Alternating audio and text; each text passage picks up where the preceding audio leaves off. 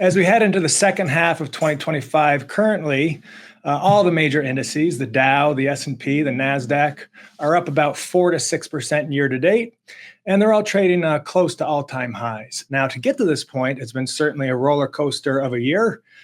We had a drop in mid-February to early April of almost 20% for the S&P 500, and this was mainly due to the administration's trade war and tariffs that were put on. Right now, where we are is we're in a situation where inflation is still here. It's certainly not as bad as it had been in years past, and it's probably going to stay for a while. We have a Fed that's reluctant to drop rates at this point in time. I think they're really waiting to see more data. They're waiting to see if some of the tumult that's happened so far this year ends up in the economic data going forward. And then we have a situation where Congress just passed their budget reconciliation bill. This has the effect of increasing government spending, of adding greatly to the deficit, but also on the positive side, making tax relief that was put in place 8 years ago now permanent. And the market has certainly spoken, and it's shown its resilience once again this year. The S&P is trading at about 24 times this year's estimated earnings per share.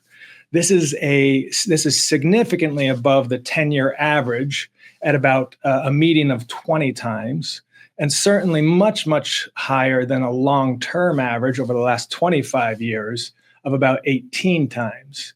So, what's pushing the market higher?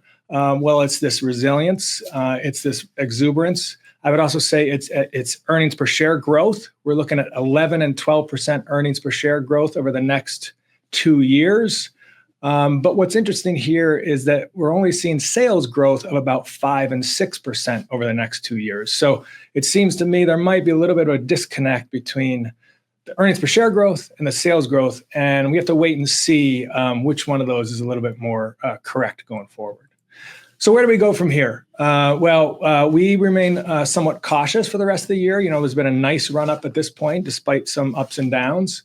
We want to keep our eye on unemployment rates, on inflation, and especially to see what the Fed does next and when they do it.